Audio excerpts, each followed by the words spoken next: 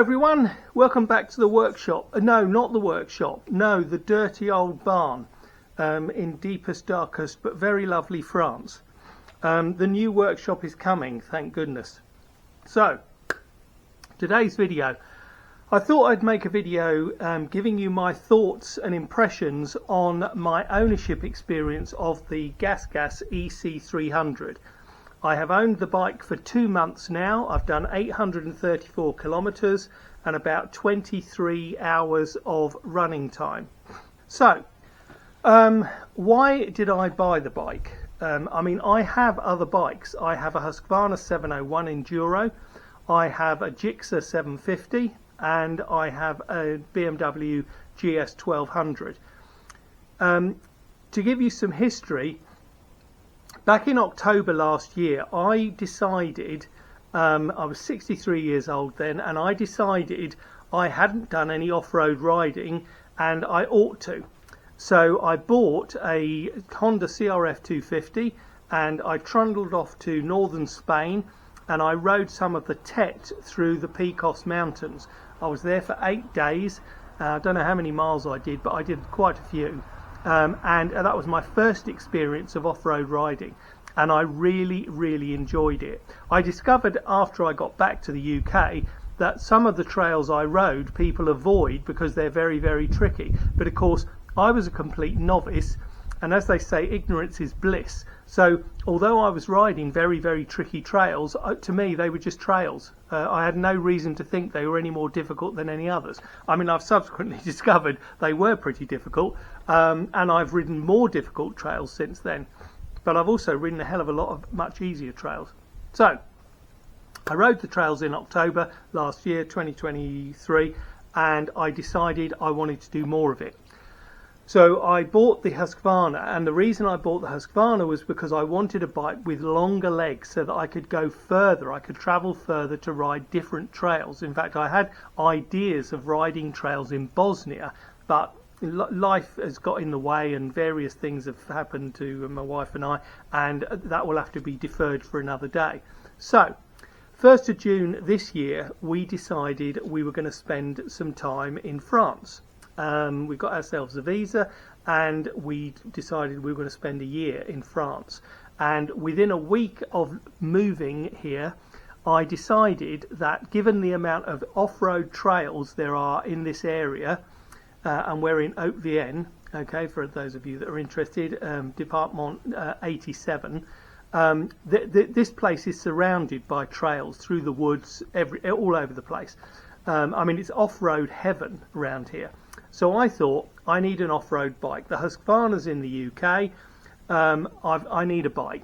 So I went to the local dealer where I've bought bikes before, and they are the dealers for KTM, Husqvarna and GasGas, because obviously those three brands are all under the same umbrella. And I bought the GasGas EC300. Now, and that was the reason for me wanting to buy the bike, and that is my experience to date. So the bike is sold with a tagline of "makes hard enduro easy," and I've never had a pure enduro off-road bike before. I had no experience of riding a bike like this. The last two-stroke bike I had, I think I was 15. I mean, my very first bike was a Suzuki A100 when I was 14. So given that I had no experience of a bike like this, and I had no experience of a two-stroke, or very, it was in the dim and distant, it was a big learning curve. I wondered about fuel range, I wondered about how I was going to get on with a bike that was so focused. Anyway, I didn't need to worry. When they have the tagline that says "makes hard enduro easy," well, it makes easy enduro even easier. Given my limited experience, my novice-like status at this malarkey, it made my life a lot easier. And I have used it on lots of trails around here. I mean, well, I bought it new and I've done 834 kilometres, so it gives you an idea in the 2 months I've had it how much I've used it. I mean, when I went to the bike dealer the other week to get some gearbox oil, he said, because I'd already bought a litre of gearbox oil and I'd changed it after 5 hours. Well, I was then up to 15 hours. And he said, you need more oil? I said, yeah. He said, well, how many hours have you done? I said, well, 15. And he said, already? And I said, well, yeah, well, I'm using it. You know, I took it to Spain. I spent 2 days riding some of the Tet trails in the Pyrenees, just south of the French-Spanish border, which was amazing. Absolutely beautiful, beautiful countryside and the most amazing experience. So I had some mild misgivings about the bike in terms of what's the fuel range like, how's it going to be with the frequent gearbox oil changes. You know, how's that all going to work? Well, it's easy. It is absolutely easy. In fact, when it says makes hard enduro easy, I would say that just owning the bike is easy, because when you come to change the gearbox oil, it is literally a 5-minute job. There's no filter to change. All you do is just I take off the dash plate and drop the oil, put the drain plug back in, undo the screw that tells you when you've got enough oil in it, keep filling it up until it comes out of that indicator screw, and put all the screws back in. Dash plate back on the bike, you're away to go. No reason why you couldn't use this bike for longer trips. You know, if you think, well, you need to change the gearbox oil every 10 hours, typically on a day, even if you were on a long trail, you wouldn't be riding more than 5 or 6 hours. So there's 2 days trail riding. So my view is, you turn up on the trail with fresh oil, that immediately gives you 2 days. Change the oil once you get there, halfway through the trip. That gives you another two days. So you've immediately got 4 days, and you could probably stretch that to 5, of easy riding. You just need to find somewhere to drop the oil. And let's face it, you're going to find somewhere to be able to do that. So, I have used this bike all over the trails. I've done river crossings on it. I mean, albeit small rivers. But they were rivers. They were genuine rivers. Up steep slopes, down steep hills, through mud, the lot. The fuel range. I would say typically you can do about 120 kilometres before you need to start thinking about fuel. The other day I wanted to pick up a trail that I'd started a couple of days earlier, and I had to ride about 25 kilometres in order to get there. So I rode the 25 kilometres, spent a couple of hours riding trails, which I'm sure uses more fuel than if you're just trundling along on the road.